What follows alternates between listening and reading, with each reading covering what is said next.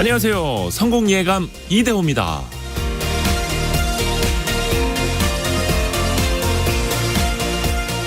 먼 미래에 우리의 학교에는 누가 남게 될까요? 교육부에 따르면 내년에 새로 채용하는 공립 중고등학교 교사가 4,518명입니다. 올해보다 7.8% 줄어드는 건데요. 그동안 학령 인구가 줄어도 교사 선발은 늘려왔는데 학생 수가 줄다 보니 지난 2020년 이후 4년 만에 교사 채용을 줄이게 된 거죠. 통계청에 따르면 초, 중, 고등 학령 인구는 2020년 547만 명대에서 25년에는 510만 명대로 줄고 31년이면 384만 명대로 떨어질 거라고 합니다. 어렵게 임용고시에 합격해도 교단에 서지 못하고 기다리는 임용 대기자가 공립학교 교사만 2,100여 명에 달합니다. 초등학교 선생님이 될 수 있는 교육대학교는 지원자가 줄면서 갈수록 입학 경쟁률이 떨어지고 있고 교대에 입학한 뒤에 자퇴하는 학생도 늘고 있다고 합니다. 학생과 선생, 배우는 사람과 가르치는 사람, 배우는 사람이 줄고 가르치는 사람이 떠나고 있는 나라. 지금 대한민국의 모습입니다.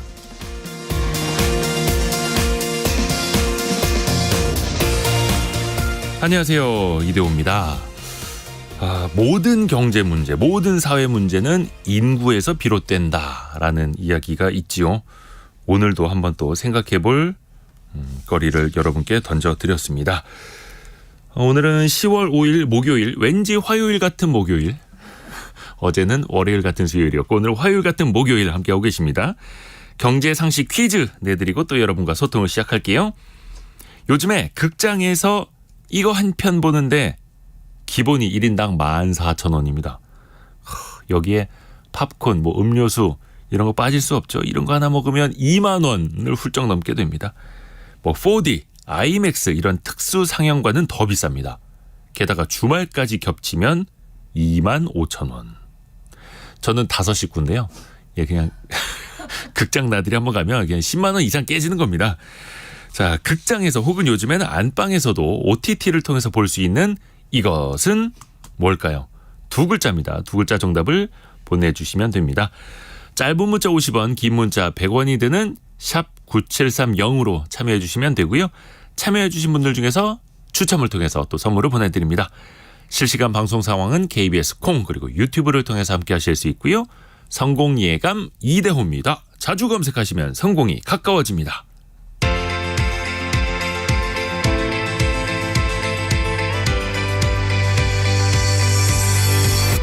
KBS 1라디오 성공예감 이대호입니다.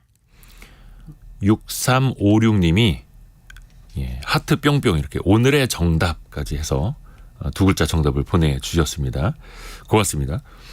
오늘의 경제 뉴스 손서구 경제평론가 그리고 한국경제신문의 강영현 기자 함께합니다. 안녕하세요. 네, 안녕하세요. 자, 손서구 평론가가 준비한 소식부터 들어볼까요? 네, 요즘 주식 투자하시는 분들은 참 혼돈의 시기를 겪고 계실 것 같은데 그 원인을 따져보면 다 이 금리가 오르면서 비롯된 것 아니겠습니까? 어제 뿐만 아니라 최근 들어서 국채 금리가 치솟으면서 환율도 흔들리고 증시도 흔들리고 있는데 혼돈의 시장 좀 정리를 해보도록 하겠고요. 또 작년 건강보험 진료비를 보니까요. 사상 처음으로 100조 원을 돌파했습니다. 이게 노인 비중이 늘어난 것도 있지만 또 코로나 때문 영향도 있거든요. 이런 소식 한꺼번에 전해드리도록 하겠습니다. 네, 그리고 강영현 기자는요? 네, 고령 운전자 사고 줄이기 위해서 정부가 면허 자진 반납 유도하고 있는데요. 참여가 굉장히 저조하다고 합니다. 어떤 문제가 있는지 좀 알아보고요. 그리고 글로벌 온라인 동영상 서비스죠. OTT 업계가 수요 둔화 그리고 경쟁 심화의 압박이 심해지자 잇따라 가격을 인상하고 있습니다. 디즈니 플러스에 이어서 넷플릭스도 가격을 인상할 것이라는 보도가 나왔습니다. 자, 손석구 평론가. 네. 금융시장부터 체크를 해보죠. 어제는 코스닥이 4%나 폭락하면서 많이 흔들렸었는데 오늘은 약간은 좀 반등을 해요. 예, 오랜만에 미국 주식시장도 3대 지수가 모두 반등한 모습을 보였습니다. 다우 다우지수 0.39% 올라서 33,129.55포인트. S&P 500 있죠. 0.81% 올랐고요.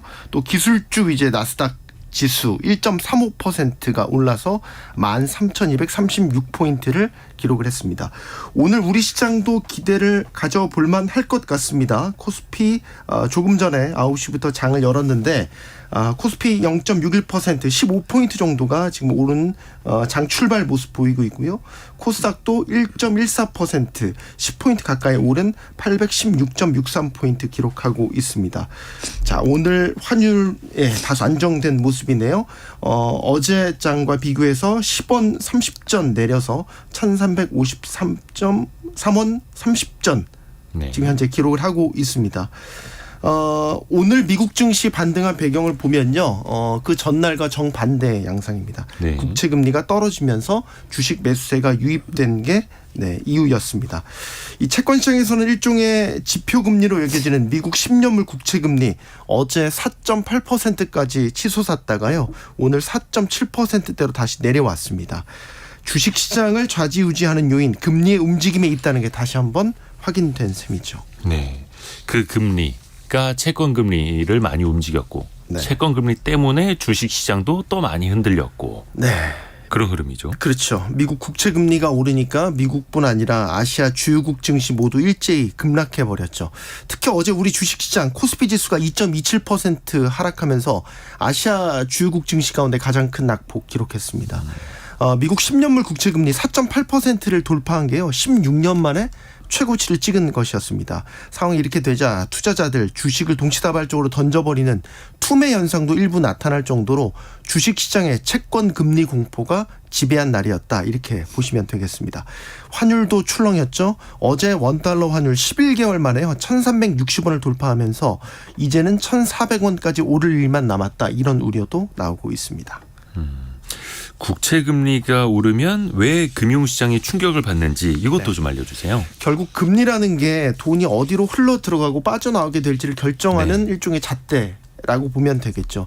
미국 장기 국채 수익률이 지금 5% 육박하면서 16년 만에 최고치를 찍었단 말입니다. 이 16년 전으로 돌이켜보면 이게 2007년이에요. 즉 미국발 글로벌 금융위기가 터졌던 해입니다. 그러니까 시장이 뭔가 위기를 맞았던 그 시기의 금리 수준이란 얘기가 되겠죠. 그리고 지금 오르는 속도도 상당히 빠르거든요. 7월까지만 해도요. 이게 3%대 후반대였는데요. 8월부터 오르더니 9월에 속도가 더 가팔라져서 단기간에 지금 4.8%대까지 오른 상황입니다. 미국 국채시장이라는 게 세계에서 가장 규모가 큽니다. 25조 달러에 달하죠. 또 앞으로 더 발행할 예정이죠. 국채 금리가 이렇게 오른다는 게 지금 미국 국채를 매도세가 강하다는 것, 즉 채권을 내다 파는 주체들이 많다는 뜻이거든요. 시장에 달러라는 유동성을 걷어들이고 있다는 뜻이 되겠죠. 이게 주식시장도 결국 돈이 돌아야 매수세가 활발하게 올라서 지수가 오르는 건 아니겠습니까? 또 결국 시장에 달러가 줄어들다 보니까 달러 가치는 더 비싸지게 되고요. 즉 강달러 현상이 더 심화되는 거죠. 그러니까 금리 상승 여파가 글로벌 증시의 추락과 환율을 뛰게 하는 원인이 되고 있다라고 보는 겁니다. 지금 또 주식시장이 흔들리는 건 이런 고금리 상황이 계속해서 길게 이어질 것 같다. 네. 예상보다 더 오래 갈 것 같다. 그 고통을 지금 안고 있는 것 아니겠습니까? 이게 그렇죠. 언제까지 이렇게 갈까요? 그러니까 고금리 상태가 꽤 오랫동안 지속될 거라는 게 지금 여러 주체들을 통해서 이런 신호들이 잡히고 있는 것 아니겠습니까? 연준이 대표적이죠. 네. 미국 중앙은행, 연방준비제도 이사회, 연준의 제일 목표가 인플레이션, 물가를 잡는 데 있습니다. 물가를 안정시키기 위해서 올해 한 차례 더 금리를 올릴 수 있어. 그리고 내년에도 이런 고금리 상태 꽤나 오래 유지할 거야. 이런 시그널들을 시장이 계속해서 지금 보내고 있는 거죠. 이런 연준의 시그널을 바탕으로 미국 장기 국채 수익률이 지금 연말까지 5% 돌파할 거야. 이런 전망 나오고 있는 거고요. 자, 이에 따라서 주식시장과 환율 길어지는 이런 고금리 상황에 결국 짓눌리게 될 가능성이 높아 보입니다. 어제 한국은행도 입장을 내놨지만 이런 단기적인 고금리 충격이 강하게 나타난다면 시장에 개입하겠다, 안정시키겠다 이런 의지를 보이기도 했죠. 결국 금융시장뿐만 아니라 실물 경제에도 영향을 받게 될 겁니다. 금리가 이렇게 올라간다는 거는 기업들도 계속해서 시장에서 자금 조달을 해서 회사를 운영을 하게 되는데 이런 자금 조달 비용이 높아지게 된다는 얘기가 되죠. 우리 일반인들 뭐 주택담보대출부터 신용대출 이런 금리도 다 올라가기 때문에 대출 비용도 비싸진다는 얘기입니다. 이에 따라서 경제의 축이라고 할 수 있는 생산, 소비, 투자 이런 것들도 단기적으로는 위축을 받을 수밖에 없게 되겠고요. 오늘 또 발표된 소식이 있죠. 국내 물가 5개월 만에 가장 높은 상승률을 보였습니다. 조금 전에 통계청이 발표한 지난달 소비자 물가지수 112.9로 지난해보다 3.7% 올랐습니다. 지금 3%대로 다시 올라서서 계속해서 이어지고 있는 거거든요. 이렇게 만약에 물가가 잡히지 않게 된다면 한국은행도 다시 한번 금리를 올려서 물가를 강하게 잡아야 되는 것 아니냐 이런 고민을 하게 되는 거겠죠. 또 한편에서는 우리 경제 성장률이 또 너무 안 좋으니까 네. 그냥 맘 놓고 물가만 잡으러 가기도 어려운 상황. 어려운 상황이고요. 그래서 이제 미국 쪽에서 나타나는 현상들 보면은 이 기준금리 인상이 빨리 끝나고 인하로 돌아서야 될 텐데 그래서 고용 지표라든지 경제 지표가 좀 부진하게 나오면 오히려 시장은 안도하는 굉장히 아이러니한 상황들이 나오고 있고요. 자, 강영현 기자에게 갑니다. 고령 운전자들 지금 뭐 고령화 사회 되면서 정말로 운전하시는 어르신분들 많이 계시는데 사고가 많이 들고 있죠. 추석 연휴 때도 아마 이 소식 다들 들으셨을 텐데 네. 그 70대 운전자가 운전하던 차에 치여서 50대 부부가 치이셔서 이제 네. 부인께서는 돌아가시고 남편분께서는 중상을 입으셨는데 이것뿐만 아니라 고령 운전사 사고를 저희가 심심치 않게 듣게 됩니다. 꾸준히 늘고 있는 추세인데요. 하지만 이제 운전면허를 반납하는 사람은 많지 않은 것으로 나타났습니다. 지자체마다 이제 지원책을 다양하게 내놓고 있는데 지난해 65세 이상 국민의 운전면허 반납률이 2.6%에 그쳤습니다. 그래서 얼마나 반납하고 싶은 분이 있는지도 조사를 해봤는데 네. 도로교통공단이랑 한국노인종합복지관협회가 이제 지난달에 조사를 해봤거든요. 네. 근데 운전면허를 소지하신 분들 중에서 68%가 반납을 고려하지 않고 있다고 하셨어요. 65세 이상 노인들 중에서요. 그러니까 가장 큰 이유가 시간 단축 등의 이동의 편의 때문인 것으로 나타났습니다. 그러니까 충분히 안전운전이 가능하다고 생각하시기 때문에 뭐 긴급사태라든지 뭐 이런 것을 대비하기 위해서 계속 운전면허를 가지고 가시고 계시다는 분이 많다는 거죠. 반납을 하겠다고 응답하신 분은 32%에 불과했는데 반납하시겠다고 하신 분들은 교통사고 위험, 불안감 이런 것 때문에 반납하겠다고 하신 분이 가장 많았다고 합니다. 그래서 뭐 노화 등의 건강 문제, 대중교통으로 대체할 수 있다. 뭐 차량 관리나 비용 문제가 좀 있다. 이런 식으로 대답하신 분도 있는데 어쨌든 32%에 불과하기 때문에 반납하려고 하시는 분들이 많지는 않습니다. 아이고 그러게요. 근데 사실 젊은 사람 생각으로는 아이 어르신들 좀 위험한데 면허증 반납하세요 하는데 막상 어르신들 입장에서는 이거 없으면 어떻게 다니냐. 또 이렇게 되는 거죠. 그래서 운전면허증을 반납하는 고령자들에게는 인센티브라는 게 약간 있지 않습니까? 이게 좀 실효성은 없나요? 그러니까 지자체마다 이제 운전면허를 반납하면은 보통 현금처럼 쓰실 수 있는 교통카드 10만 원 정도를 지급을 해줘요. 교통카드 10만 원. 네, 근데 이게 지원책이 뭐 계속 주는 게 아니고 딱 이제 반납했을 때 한 번 일회성이기 때문에 그 이동권을 완전히 보장하지 못한다는 지적이 나옵니다. 그리고 생각해보면 65세 이상 노인분들이라고 얘기하지만 여전히 대외활동을 하시는 분들이 굉장히 많거든요. 그렇다 보니까 운전이 필요한 경우도 많고 그렇다 보니까 이제 65세 이상 인구가 한국에서 20%를 넘거든요. 그러니까 초고령 사회인데 어르신들의 교통 안전을 위한 적극적인 대책이 필요하다는 지적이 나오고 있습니다. 3369님이 고령 운전자 사고 예방을 위해서 현재 적용하고 있는 사업용 자동차 운전에 적용하는 자격 유지 검사를 고령 운전자에게도 적용하면 어떨까요? 라는 또 아이디어를 주셨네요. 뭐 좀 대안 같은 걸 찾아봐야죠. 네, 그 정부는 일단 그 개정 예정인 도로교통법 시행규칙에 따라서 고령 운전자 표지제를 도입할 계획이랍니다. 그러니까 고령 운전자라는 걸 차에 부착해서 표시를 하겠다는 건데요. 일단 어르신들도 이거에 대해서 긍정적이세요. 차량 후면에 고령 운전자 표지를 부착하겠냐는 질문에 면허 소지자의 63%가 부착 의사를 밝히셨습니다. 예.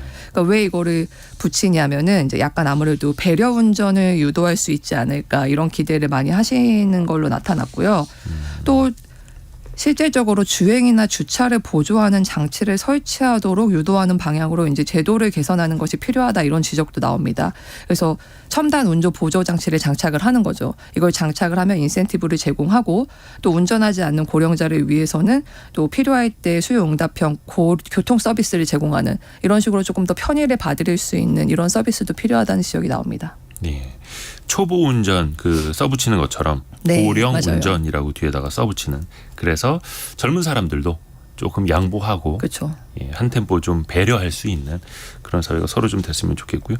무엇보다 좀 고령 운전자들의 인식도 좀 달라질 필요는 있지 않을까요? 그렇죠. 고령 운전자분들도 사실 스스로는 괜찮다고 생각하실 수 있겠지만 네. 반사신경이나 운동 능력이 떨어졌다는 사실을 조금 인식을 하셔야 합니다. 그래서 네. 악천후라든지 고속도로 운전이라든지 이렇게 좀 위험하실 수 있는 상황은 피하시는 게 좋고 또 다른 운전자들도 고령 보행자나 또는 운전자들에게 양보하고 배려하는 문화를 좀 확산해야 되지 않을까 싶습니다. 자, 손석구 평론가에게 다시 갑니다. 네. 건강보험 진료비가 사상 처음으로 연간 100조 원을 넘었다고요? 네. 지난해 건강보험 진료비 총 102조 4,277억 원에 달하는 것으로 나타났습니다. 이게 전해 2021년보다 9.5% 늘어난 규모입니다. 상당히 빠르게 늘어났죠. 이 건강보험 진료비는 이제 의료기관, 병원이 되겠죠. 그리고 약국에서 국민건강보험공단이 지급한 급여비에다가 환자가 부담한 본인 부담금을 합한 금액을 말하는데요. 이런 총 진료비 매년 빠르게 늘고 있습니다. 이게 2018년엔 70조 원대로 처음으로 올라섰었는데 해마다 10조 원씩 정도 계속 늘어나서요. 100조 원을 돌파하게 된 겁니다. 100조 원을 돌파했다. 아까 고령 운전자 이야기도 했습니다만 사실 네. 이게 또 고령화랑 맥이 닿는 부분이지 않습니까? 그렇죠. 네, 오늘 의도치 않게 계속 고령화 이야기를 네. 하게 되는데 이 진료비 늘어난 원인을 따져보면 구조적으로 고령화 인구가 늘고 있다는 점 이걸 찝을 수 있습니다. 전체 진료비에서 이제 65세 이상 노인 진료비를 집계해 보면 작년에 44조 1,187억 원이었습니다. 이게 전체 진료비의 43%에 해당하는 규모입니다. 또 65세 이상 1인당 월 평균 진료비로 환산을 해보면요. 1인당 42만 9,585원입니다. 이게 전체 인구의 월 평균 진료비가 16만 6,073원이었으니까요. 65세 이상 진료비가 약 2.6배 더 많았다고 보면 됩니다. 고령이시니까 진료비가 상대적으로 많이 들어가는 건 당연하겠죠. 또 다른 원인을 짚어보자면 코로나를 또 꼽을 수 있겠습니다. 코로나19 진료비가 보통 우리가 PCR 검사, 네. 신속항원 검사, 격리 치료비 이런 것들인데요. 이게 2021년에 1조 3천억 원이었는데 작년에는 5조 7천억 원으로 무려 338% 폭증하는 양상을 보였습니다. 네. 이 밖에 또 있죠. 건강보험의 보장성이 확대된 것도 진료비 상승의 원인으로 꼽힙니다. 건강보험 진료비가 많이 늘고 있다. 당연히 건보 재정이 걱정일 텐데. 네. 이게 건강보험료 기존에 걷던 것만으로는 당연히 한계가 있을 테고. 그렇죠. 네. 현실적으로 이제 건강보험 재정을 충당하는 게 경제활동 인구지 않습니까? 네. 전체 인구가 늘지 않고 있는 가운데 이 고령화 비중이 가파르게 늘고 있기 때문에 이른바 수입에 비해서 지출이 계속 늘어나는 구조가 될 가능성이 높습니다. 그래서 지금 추계를 보면 건보 재정이 내년부터는 적자로 돌아설 것으로 예상이 됩니다. 이게 국회 예산정책처 자료인데요. 적자 규모는 2024년에 4조 8천억 원, 2028년에는 8조 4천억 원, 2030년까지 가면요 13조 5천억 원으로 적자가 갈수록 커질 것으로 예상됩니다. 이에 따라서 만약에 아무런 조치가 취지지 않는다면 기존에 쌓아놨던 건강보험 누적 적립금은 2028년이면 바닥을 드러내게 된다. 이런 전망 나오고 있습니다. 이 건강보험료를 올리면 되지 않나라고 생각할 수 있지만 건강보험료도 아시겠지만 일종의 준조세 아니겠습니까? 네. 보험료를 올리면 가계 부담이 커지게 되죠. 이게 또 더욱이 법적으로도 보험료율이라는 게 상한이 정해져 있습니다. 네. 소득의 8%까지로 제한되고 있는데 이미 7%대입니다.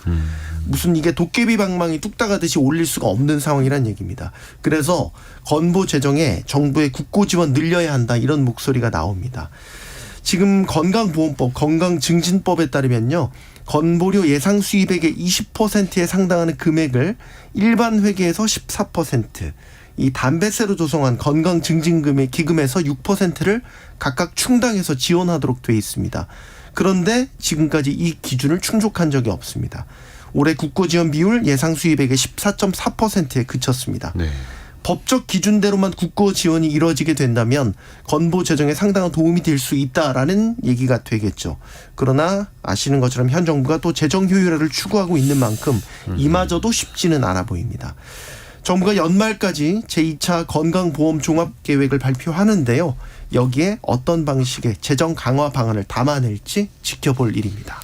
이게 뭐 국고로 지원하자라는 아이디어는 나옵니다만 뭐 올해 들어서만 벌써 세금이 한 47조 원이나 덜 거치는 상황이고 네. 나라 재정도 쉽지는 않고 또 고령화에 대비할 예산도 많고 진짜 아까 중간에 잠깐 얘기했던 것처럼 이 도깨비 방망이라도 뭔가 있어야 될 것 같은 네. 그래서 좀 앞뒤가 진퇴양난인 상황이기도 합니다. 연말까지 나오는 건강보험 종합계획 이것도 한번 좀 지켜보고 기다려보고 그때 또 한번 다시 이야기를 해야겠네요.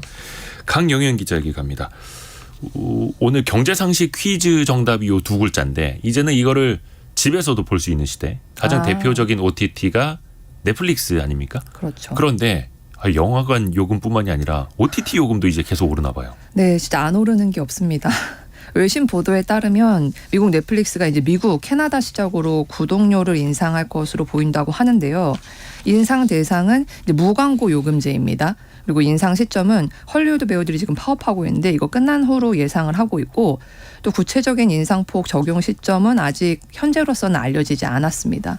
그러니까 넷플릭스 같은 경우에 이제 광고 수익을 얻고 또 신규 가입자 늘리겠다면서 올해 1월부터 광고 보는 그러니까 광고를 보면은 반값만 내는 네. 요금제를 출시했었잖아요.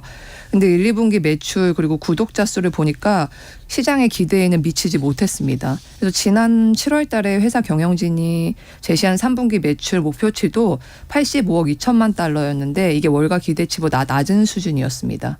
그러니까 생각보다 성과가 잘 안 나와서 값을 올리려고 하는 것 같습니다. 지금. 비용도 커지고 있고 그러니까 결국은 고객들에게 비용을 전가할 수밖에 없다. 넷플릭스에 앞서서 이미 OTT 업체들이 가격 올린 것도 있나요?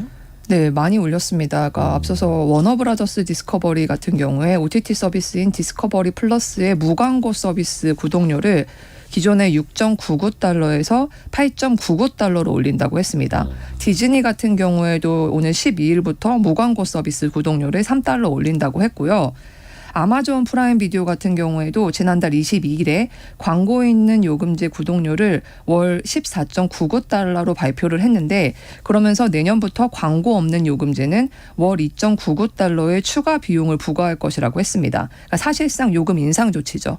그리고 워너브라더스 디스커버리 같은 그래서 이제 가격뿐만 아니라 다른 서비스들도 많이 찾으려고 하고 있어요. 그러니까 실적이 자꾸 떨어지니까. 그래서 워너브라더스 디스커버리 같은 경우에는 지난달 자사 서비스에 스포츠 전개를 추가했는데 또 중계 시청자들한테 9.99달러를 부과하겠다고 밝혔습니다. 스포츠 중계는 또 별도로. 네네네. 추가로 돈을 내고 있고 애플 같은 경우에도 애플 TV 플러스 서비스에서 이제 미국 메이저리그 축구 중계 시청료를 받고 있습니다.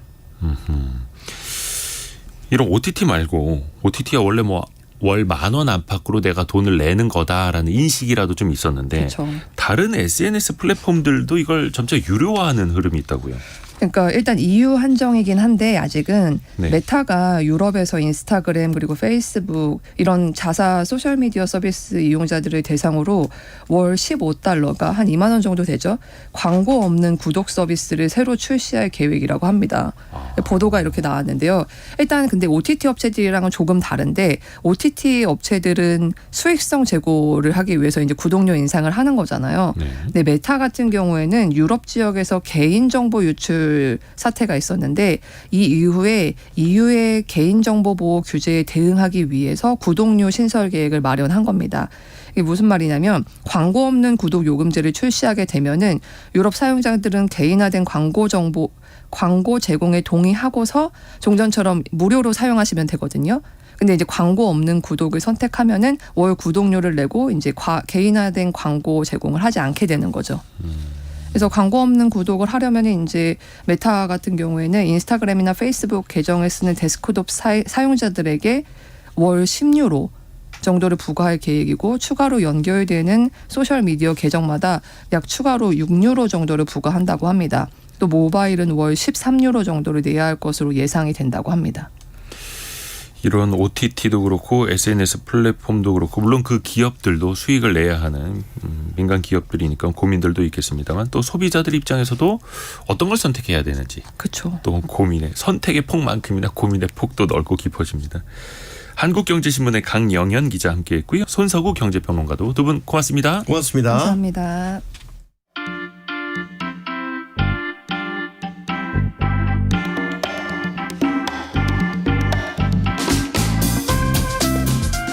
지금 여러분께서는 KBS 일라디오 성공예감 이대호입니다를 듣고 계십니다.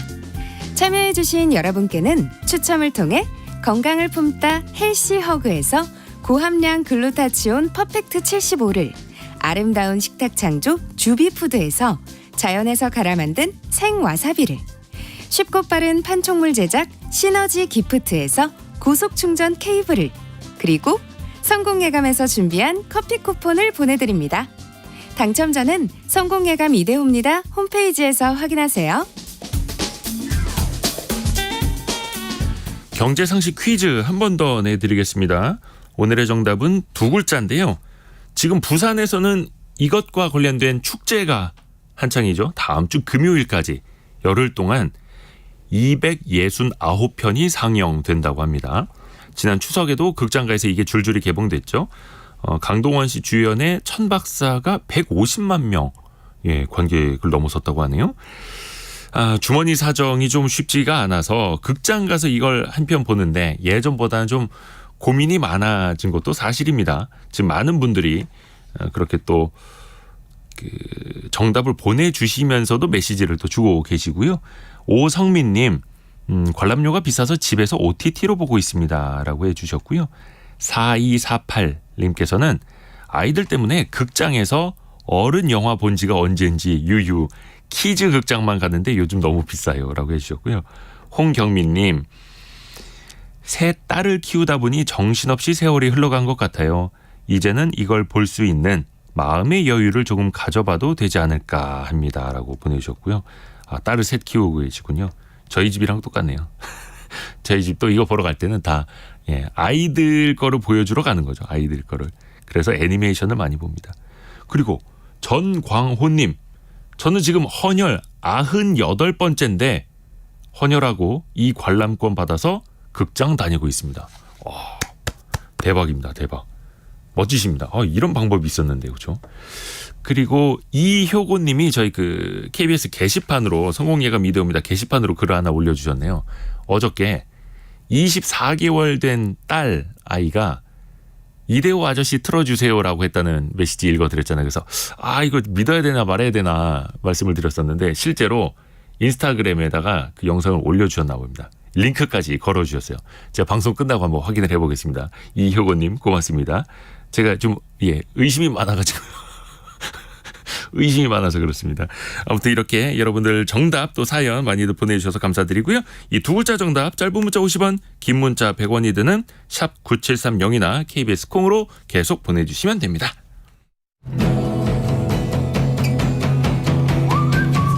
오늘의 움직임에 주목하고 세상의 흐름을 놓치지 않습니다. 여러분의 내일을 응원하며 성공의 열쇠를 함께 찾아갑니다. 성공예감 이대호입니다. 스타벅스에 고객들이 충전해 놓은 돈, 선불 충전금이 3천억 원에 달한다고 하네요. 거의 지방은행에 맞먹는 수준 아닙니까? 이 정도면? 스마트폰으로 충전만 해놓으면 언제든지 내가 필요할 때 결제할 수 있고 또 할인도 받을 수 있고 포인트도 더 적립할 수 있는, 그래서 이런 선불 충전금을 이용하시는 분들이 많은데요. 한편으로는 이게 사각지대도 크다고 하네요. 오늘 성균관대 법학전문대학 남궁주현 교수 연결해서 이 선불 충전금 이슈를 한번 짚어보겠습니다. 남궁주현 교수님 안녕하세요. 네, 안녕하십니까. 남궁주현입니다. 네. 우선은 법적으로 선불 충전금이란 정의가 어떻게 되는지 좀 먼저 정의를 좀 내려주시겠어요? 전자금융거래법상으로 선불 전자 지급 수단이란 이전 가능한 금전적 가치가 전자적 방법으로 저장되어 발행된 증표 또는 그 증표에 관한 정보를 말하는데요. 네. 말이 좀 어렵죠. 어렵네요. 쉽게 이야기하면 물건을 사거나 서비스를 이용할 때마다 현금으로 결제하는 대신에 현금을 티머니나 네이버 페이처럼 사이버 머니로 미리 충전해서 사용하는 것으로 이해하시면 될 것 같습니다. 그러니까 교통카드도 그 선불 충전금의 일부고 뭐 편의점이라든지 뭐 커피숍이라든지 치킨집 등등 많은 거죠. 네, 전체적으로 그런 내용으로 보시면 될 것 같습니다. 또 이게 데이터를 보니까요. 뭐 쿠팡, 네이버, 지마켓 이런 데들 상위 9개 회사의 규모만 9천억 원이 넘는다고 합니다. 네, 규모가 상당하죠. 네. 각 기업들이 이렇게 선불 충전금 이쪽에서 몸집을 불려가는 이유는 뭐가 있을까요? 우선 선불 충전금 서비스 시장 자체가 좀 규제가 덜한 부분이 있고요. 또 서비스를 제공하면서 포인트 등을 제공하는 대신에 현금을 직접적으로 수령한 후에 이걸 갖고 기업 측에서 그 용도대로 활용할 수 있는 부분이 좀 다른 산업에 비해서 좀 여지가 크기 때문에 이제 이런 용도로 활용할 수 있는 여러 목적도 더욱이 이런 혜택들을 제공을 하면서 충성 고객들을 모을 수가 있고 그 고객들이 이제 점점 그 충전 금액을 늘려가면서 시장 규모가 계속적으로 확대되기 때문에 이제 이런 용도로서 회사들이 페이나 포인트 등을 활용해서 고객들을 모으는 측면이 있는 것 같습니다. 그렇죠. 아무래도 거기에다가 충전을 해놓으면 그 업체를 쓸 수밖에 없겠죠. 고객 입장에서는. 네, 기본적으로는 그런 성향을 갖게 됩니다. 그런데 문제는 내가 충전해놓은 돈이 이게 또 한두 명이 쌓아놓는 것도 아니고요. 이 돈이 어디에 어떻게 쓰이는지 사실상 고객은 거의 알 수 없지 않나요? 우선 전자금융거래법을 보면요. 우선 스타벅스처럼 가맹점이 아니라 회사가 직접 매장을 운영하는 직영점에서만 쓸 수 있는 선불 충전금의 경우에는 해당 업체를 등록 대상에서 제외하고 있습니다. 근데 반면에 이제 여러 가맹점에서 충전금을 사용할 수 있는 네이버페이나 카카오페이 같은 경우에는 전자금융거래법상 등록 업체에 해당하는데요. 이런 업체들 같은 경우에는 고객 보호를 위해서 뭐 선불 충전금을 어디에 보관하고 또 어떻게 관리하는지를 외부에 공시하도록 하고는 있습니다. 그런데 이제 지금 우리가 예로 들고 있는 스타벅스 같은 경우에는 등록 업체에 해당하지 않기 때문에 이런 의무를 부담하지가 않습니다. 그러다 보니까 그 회사들의 입장에서 선불 충전금의 규모가 얼마인지 또 어떻게 보관하고 활용되는지를 객관적으로 확인하기 어려운 부분도 있는데 조금 극단적인 예를 한번 들어보면 뭐 이러한 경우에 회사가 만약에 자금난에 빠진다라고 한다면은 그 선불 충전금을 안정적으로 환불하게 할 고객 보호 장치가 없다라고 보시면 될 것 같습니다. 그러게요. 안 그래도 이 회사들이 어떻게 보면 일종의 금융업도 하는 것 아니겠습니까? 지금 그렇죠. 최종옥님이 글을 올려주셨는데 스타벅스는 커피 팔아서 돈 벌고 충전금으로 자금 회전하고 그야말로 꼭 먹고 알 먹고네요라고 이 기업들이 이걸 가지고 뭐 이자 수익도 올리고 하는 걸로 알고 있는데 어찌됐든 간에 그걸 또 뭐 고객에게 이자로 돌려주는 건 아니지 않습니까? 선불 충전금 같은 경우에는 고객들이 이제 결제 편의성 또 업체에서 제공하는 여러 혜택을 누리기 위한 용도로 사용하는 것이어서 은행의 예금과는 좀 구별을 하셔야 될 것 같습니다. 그런데 이제 현실적으로 또 고객들도 이자를 기대하는 것 같지는 않은데 문제는 업체들이 고객들에게 제공하는 보상 혜택을 일방적으로 줄이면서 그 문제가 발생하는 측면이 큰 것 같습니다. 뭐 포인트가 있어도 쓸 곳이 없으니까 쓸 수 있는 곳이 없으니까 결국 피해가 고객들에게 돌아가는 것이죠. 그럴 때는 고객들이 업체별로 혜택을 좀 비교하면서 업체들을 좀 더 경쟁을 시켜야 할 텐데요. 그렇죠. 그러니까 좀 안정적으로 기업을 운영하는 곳의 포인트는 그래도 조금 더 신뢰할 수 있는데 신생 업체들 같은 경우에는 아무래도 좀 파격적으로 혜택을 제공하면서 공격적으로 마케팅을 하는데 그럴 경우에는 조금 이제 신중하게 그 포인트를 적립하는 것에 대해서는 고민하실 필요가 있죠. 혜택을 주는 것까지는 좋은데 만약에 이 선불 충전금 충전해놓은 이 회사가 망해버리면 고객들의 돈은 그럼 어떻게 해야 되는 건가요? 그 현행 법령상의 내용을 보면 고객 보호를 위한 조치로서 고객 선불금을 회사의 금고가 아니라 제3의 기관의 금고에 보관하는 것에 초점을 맞추고 있다고 보시면 됩니다. 그러니까 고객들이 이런 피해가 발생했을 때 뭐 국가나 다른 기관에서 이것을 보상해 주는 구조가 아니라 고객들이 맡긴 돈을 회사가 함부로 쓸 수 없게 만드는 데 초점을 맞춰서 이제 규제를 하고 있다라고 보시면 되는데요. 문제는 이제 회사가 보관하고 있는 고객의 선불금 총액이 네. 고객이 맡긴 금액보다 적은 경우에 결국 피해자가 생길 수밖에 없는데 이러한 현상은 이제 업체가 고객 유치를 위해서 뭐 수익보다 큰 금액의 보상 혜택을 고객에게 제공하면서부터 예견할 수 있는 내용이라고 보시면 될 것 같습니다. 결국 이러한 상황에서 만약에 회사가 망한다면 네. 규모의 차이는 좀 날 수가 있긴 한데 결국 고객들이 자신의 충전금을 전액 환불받지 못하는 상황이 발생할 수밖에 없다라고 생각하시면 됩니다. 그나마 대형 업체들은 뭐 금감원이라든지 당국에서 좀 주시를 하고 있을 텐데 그렇죠. 네. 유성완 님이 조금 전에 글을 올려주셨는데 저는 소상공인 살리기 운동으로 동네 작은 카페에 선불 충전을 10만 원을 했었는데요. 그 카페가 충전하고 2달 만에 폐업했습니다. 잔액이 6만 원 정도 남아 있었는데 폐업 예고도 없이 문을 닫아서 6만 원 날렸네요. 라고. 아이고 이렇게 소상공인 도와주시려고 이렇게 네, 했는데. 그렇죠.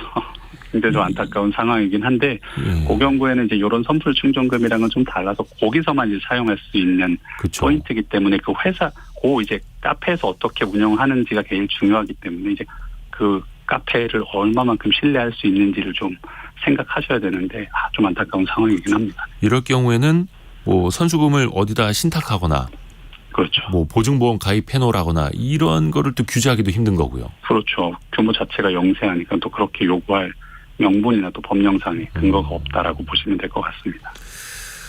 그리고 대기업이라고도 안심할 수 있는 건 또 아니더라고요. 몇 달 전에 그 스타벅스에서 선불 충전금이 해킹되는 일이 있었습니다.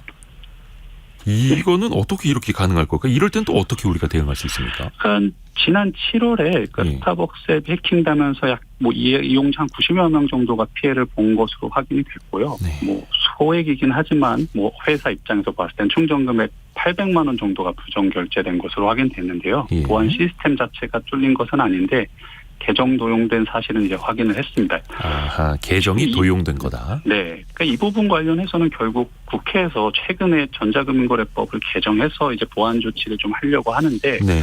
문제는 지금 우리 작은 카페 사용한 케이스를 지금 말씀하셨잖아요. 네네. 그러니까 스타벅스 같은 경우에는 그 상황인데 규모만 좀 커졌다라고 보시면 될 것 같아요. 그러니까 네이버페이 같은 경우에는 제가 네이버페이를 충전을 해놓으면 여러 업체들한테 사용을 할 수가 있는데 스타벅스 포인트 같은 경우에는 그것도 스타벅스가 직접 운영하는 직영점에서 사용할 수 있는 구조이기 때문에 그 카페 케이스가 규모만 좀 커졌다라고 보시면 돼요. 그러다 보니까 현행 전자금융거래법상의 규제를 직접적으로 적용하기 어려운 상황이거든요. 그래서 이런 부분들을 입법적으로 계속 보완을 하려고 하는데 네.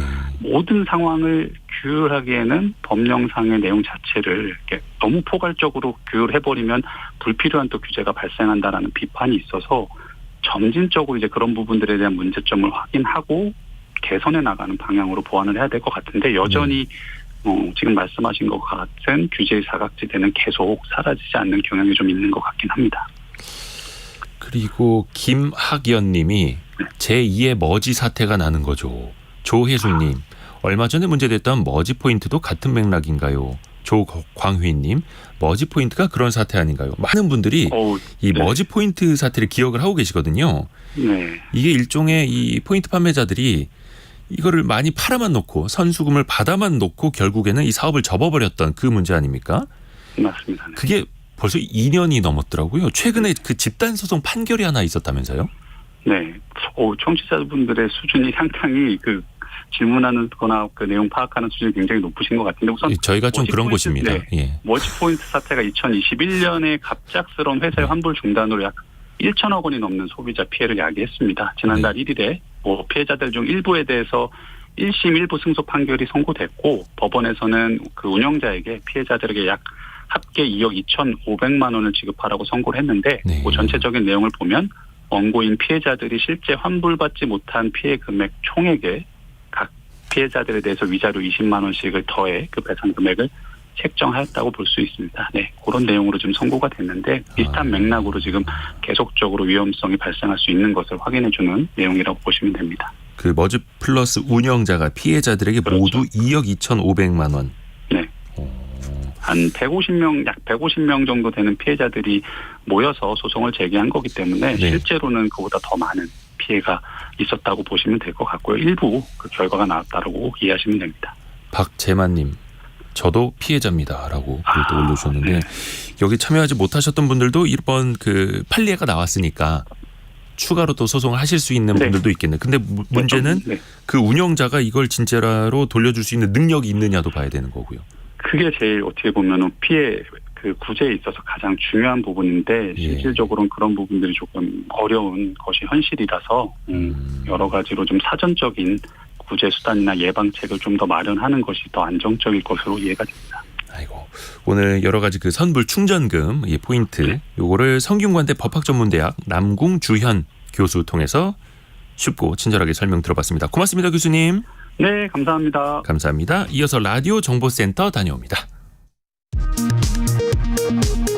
9월 소비자 물가가 작년 같은 달보다 3.7% 올라 2개월 연속으로 3%대 오름세를 이어갔습니다. 농산물 물가가 오름세를 보인 데다 석유류 물가 하락폭이 한 달 전보다 크게 줄면서 물가 상승 압력으로 작용한 것으로 보입니다. 이달 들어 우유값이 일제히 오른 데 이어 맥주값 인상까지 예고되면서 식음료 제품의 도미노 가격 인상 우려가 확산하고 있습니다. 국토교통부는 신혼부부의 주거비 부담 완화를 위해 내일부터 주택도시기금 지원 대상을 확대한다고 밝혔습니다. 신혼부부의 주택 구입자금 및 전세자금 대출 시 소득 요건이 기존 소득 요건에 비해 약 1,500만 원씩 상향됩니다. 일본 도쿄전력이 오늘 후쿠시마 원전 오염수에 2차 해양 방류를 개시합니다. 현지 언론은 도쿄전력이 오전 10시 30분 방류를 시작한다고 보도했습니다. 지금까지 라디오 정보센터 조진주였습니다. 오늘 오프닝 때도 말씀드렸습니다만 오늘은 목요일입니다. 화요일 아닙니다. 그런데 화요일 같은 목요일, 또 내일은 신나는 금요일, 한 주가 이렇게 늘 짧았으면 좋겠습니다. 자, 그런데 이 황금 연휴 이후에 복귀하실 때는 어떠셨나요? 더 쉬고 싶고, 이거 다시 또 일상으로 돌아가기 피곤한데 생각 안 하셨는지요? 쉴 때는 좋은데 막상 다시 복귀하려면은 의욕이 안 나고 더 피곤한 거. 이것도 심리학적으로 이어지는 이야기가 있다고 합니다. 상담 심리사 그리고 연세대학교 연구 교수인 이헌주 교수와 함께합니다. 안녕하세요. 네, 안녕하세요. 교수님은 어떻게 연휴 이후에 잘 일상으로 복귀하셨어요? 네. 잘 복귀했는데 네. 또 내일만 또 우리가 가면 쉬잖아요. 3일 연속. 그래서 약간 붕 떠 있는 것도 사실입니다. 월요일 한글날까지. 네. 그런데 많은 분들이 쉬는 것까지는 좋은데 아니 쉬면 뭔가 재충전이 되고 네. 다시 힘이 날 줄 알았는데 아니 왜 쉬어도 계속 피곤하고 무기력하지? 이런 기분들 좀 느낀다고 하는데요. 네. 이게 심리학하고도 좀 연결이 됩니까? 이게 많은 분들이 생각하는 것 중에 하나가 뭔가 내가 열심히 빡세게 일하다가 네. 나중에 그냥 빡세게 쉬면 네. 사우나처럼 빡세게 쉬면 될 거라고 생각하는데 일할 때 일하고 쉴 때 쉬고 네네. 뭐 며칠 그냥 빡세게 자고 이러면 될 것 같은데 네. 사실 그게 별로 좋지는 않고요. 네. 사실 그렇게 하면 일상이 좀 깨지는 경우가 많거든요. 리듬이 네, 리듬 자체가 깨지는 것 자체가 어떻게 보면 굉장히 좀 쉼에는 좀 독약과 같은 어떤 측면이 있고요. 더 나아가서 이렇게 긴 연휴 속에서 사실 명절 같은 경우 가보면 잠자리도 많이 불편하고 또 수면 패턴도 많이 바뀌고 또 여러 사람들 많이 만나잖아요. 또 막 과식도 하게 되고 이런 것도 굉장히 스트레스거든요. 그래서 정말 쉼을 잘했다기보다는 오히려 되게 스트레스를 받은 상황일 수도 있다. 이렇게 말씀드릴 수도 있죠. 오히려 그 본인만의 루틴, 패턴, 이 리듬이 깨지면서 네. 더 피곤해질 수 있는 상황. 그렇죠. 그리고 또 연휴 때 돌이켜보면 다 쉰 것만은 아닙니다. 그렇죠. 우리가 많은 일을 했죠. 네. 운전도 많이 하고 집안일도 많이 하고. 네. 근데 여기에서 무기력한 상황? 네. 이라는 게 정확히 어떤 걸 말하는 걸까요? 그러니까 이 무기력이라고 하는 게요. 기력이 없다는 뜻이잖아요. 기력이 없다. 네. 그러니까 어떤 일을 해야 되는데 그 일이 하기 싫은 상태, 소위 에너지가 좀 떨어져 있는 상태, 내적인 동기가 메말라 있는 상태를 말합니다. 메말라 있는 상태요. 뭐 예를 들어서 한번 우리가 상상을 해보면은 만약에 우리가 그냥 길을 걷는 것과 진흙탕이 되게 많은 길을 걸으면 네. 어떻게 보면 그냥 도로를 걸으면 우리가 잘 갈 수 있는데 이렇게 진흙탕이 많으면 가기가 되게 힘들잖아요. 네. 그래서 멀리서 보면 왜 이렇게 저 사람은 어기적거리지 이렇게 생각이 들 수 있는데 그 진흙이 있어서 막 끈적끈적해서 잘 못 가는 상태 있잖아요. 네. 나는 가야 되는데 왜 이렇게 못 가지? 나는 가야 되는데 왜 이렇게 못 가지? 이러한 마음에서는 굉장히 격동이 생기는데 겉에서 볼 때는 굉장히 느리게 가고 어떻게 보면 좀 게을러 보이는 그런 특징이 조금 무기력이라고 할 수 있죠. 아하, 근데 본인은 의지는 갖고 있는 거네요. 그렇죠. 근데 밖에서 봤을 때는 저 사람 왜 이렇게 기운이 없어? 왜 이렇게 무기력해? 네. 이렇게 보이는 상태. 맞습니다. 근데 이게 게으른 거하고는 다른 거예요? 그렇죠. 게으른 거하고는 다릅니다. 게으른 거는요. 자기가 그냥 안 하는 거예요. 하기 싫은 거? 네. 안 하는 겁니다. 그러니까 만약에 내가 7시 반인데 예. 회사를 출근하지 않고 누워서 스마트폰 계속 하고 있어요. 예. 그러면 겉으로 보일 때는 게으름과 무기력이 똑같은 것처럼 보여요. 네. 근데 무기력은요. 내가 일어나야 된다고 자꾸 엑셀은 밟는 거예요. 근데 피단이니까 이게 안 가잖아요. 차가. 기어를 안 넣어놓고 네네. 엑셀만 밟는 상황. 그러니까 속에서는 막 가야 돼. 엄청 사실 괴롭죠 지금. 힘든 거죠. 뭔지 알 것 같아요. 네네. 그러니까 에너지가 없는 상태인 거고 무기력은. 게으름은 그냥 핸드폰 하는 것을 선택한 상태입니다. 그러니까 충분히 일어날 수 있고 갈 수도 있는데 핸드폰을 하는 게 더 재밌고 좋으니까 그냥 그걸 하고 있는 상태라고 얘기할 수 있죠. 그냥 안 봐도 되는 거. 네. 막 짧은 영상 이런 거 계속 그냥 아무 생각 없이 보고 있고. 네네네. 그러니까 그 본인의 의지가 어떻게 담겨 있느냐의 차이일 수도 있는 거네요. 맞아요. 우리 사회에서 직장인이나 우리 학생들 중에 많은 분들을 게으르다고 평가하는 경우들이 있는데 네. 사실 많은 경우는 게으르다기보다는 지금 무기력증에 되게 젖어 있는 경우가 많이 있습니다. 실제로는요. 무기력에 젖어 있다. 네. 그러니까 의지는 있지만 네. 좀 뭔가 지쳐 있다. 네, 지쳐 있고 에너지 자체가 굉장히 고갈되어 있는 상태다라고 말씀드릴 수 있죠. 그걸 또 주변에서 좀 알아봐줘야 될 텐데. 네. 이게 무기력이 심해지면 우울증도 올 수 있는 거예요? 그렇죠. 그리고 그것이 어떻게 보면 반복되면 이제 학습된 무기력이라고 그래서요. 학습된 무기력. 네, 어떻게 보면 이거를 이제 뭐 무기력을 넘어서 이제 소진으로 넘어갈 수 있는데 그것은 우리 정신 건강에 굉장히 좋지 않을 수 있죠. 소진으로 가버린다. 네, 그러면 이게 그냥 번아웃 돼버리고 네, 사람이 그냥 탈탈 털려버리는 상황이 그렇죠. 되는 걸까요? 그러니까 무기력이 온다는 거는 하나의 신호예요. 내가 지금 동기가 떨어졌다는 거거든요. 동기가 떨어졌다. 네. 사실 차가 이게 기름이 떨어졌는데 자꾸 엑셀을 밟으면 이 차가 뭔가 문제가 생길 수 있잖아요. 그렇죠. 그러니까 나는 이미 지금 힘이 없는 상태인데 자꾸 내가 엑셀만 밟고 있고 가야 된다고 하고 막 이를 악물고 가고 이러다 보면 나중에 더 크게 무기력이 찾아올 수 있죠. 그러면 나라는 사람의 몸에 네. 에너지가 얼마나 남아있는지, 네. 나라는 사람이 차라면 기름이 얼마나 남아있는지, 네. 오일류는 충분한지를 스스로 좀 알아야겠네요. 네, 맞습니다. 그거 모르는 상태에서 해야 돼, 네. 달려야 돼, 해내야 돼 라고 했다간 오히려 더 안 좋은 결과가 나올 수 있는 거군요. 실제로 프리젠티즘이라는 용어 자체가 있어요. 프리젠티즘이요? 네, 프리젠티즘. 이게 뭐냐면 회사에는 왔는데 그냥 회사에서 일은 안 하고 영혼 없이 그냥 인터넷 검색만 하고 있고 그냥 이메일 체크만 하고 있는 거. 소위 일은 안 하고 그냥 회사에 와 있는데 영혼 없이 와 있는 거. 그러한 어떤 용어를 우리 프리젠티즘이라고 부르는데 네. 사실 만약에 내가 무기력에 굉장히 빠져 있는데 막 어떻게 해서는 와야 돼. 일을 악물고 가야 돼. 이렇게 해서 오면은 실제로 그 안에서 생산력 있고 성공적인 어떤 직장 생활을 하기보다는 그 안에서 자꾸 실패감을 마주하게 되고 또 상사가 뭐라고 할 거 아니에요. 네. 왜 그러냐고. 그럼 자꾸 나한테 좌절감이 생기고 이것은 나에게 더 깊은 무기력의 또아리로 좀 빠지게 하는 계기가 될 수 있습니다. 그러면 이 무기력에서 좀 헤어나올 수 있는 방법, 네. 내가 스스로 할 수 있는 것과 주변에서 도와줄 수 있는 방법. 먼저 무기력에서 좀 빠져나오려면 스스로는 어떻게 노력을 하면 좋을까요? 첫 번째는요. 예. 일단은 무기력을 심리적으로 보지 마시고 몸이라고 좀 보시면 좋을 것 같아요. 그러니까 몸 자체도 굉장히 무기력한 상태에 빠져 있다라고 생각해 보셔도 좋을 것 같아요. 네네네. 그래서 그 방법에는 여러 가지가 있지만 시간이 많이 없으니까 짧게만 말씀드리자면 네. 산책이 좋습니다. 산책. 네. 네. 자연광을 보고 자연을 마주하면서 짧은 산책 있죠. 아침 저녁 뭐 2번 다 하면 좋겠지만 한 번만 할 수 있다면 아침에 산책을 가볍게 해보는 거. 그리고 기지개 좀 펴보고 스트레칭 정도 해보는 거. 그래서 몸 자체를 조금 기력을 형성시켜주는 것이 무기력에서 조금 벗어날 수 있는 좋은 하나의 방법 중에 하나입니다. 아하.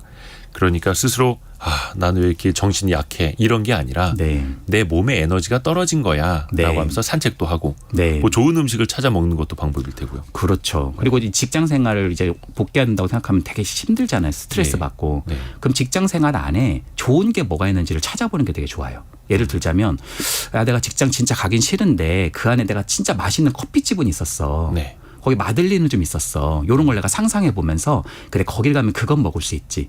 이번에 김대리한테 내가 꼭 좀 이건 하나 물어보고 싶은 게 있었는데 김대리 이거 물어보면 뭐라고 대답할까? 이런 뭔가 사람에 대한 어떤 호기심 이런 것을 가지고 조금 부정적이긴 하지만 그 안에서 긍정적 포인트를 찾아서 조금 친밀감을 가지고 친숙함을 어떻게 보면 형성하는 거. 그 속에서 어떤 무기력이라고 하는 것에서 조금 벗어날 수 있는 토대가 된다. 이렇게 말씀드릴 수 있겠네요. 그러니까 어떻게 보면 나의 주유소, 나의 네. 충전소를 중간중간에 마련해 놓는 거네요. 맞습니다.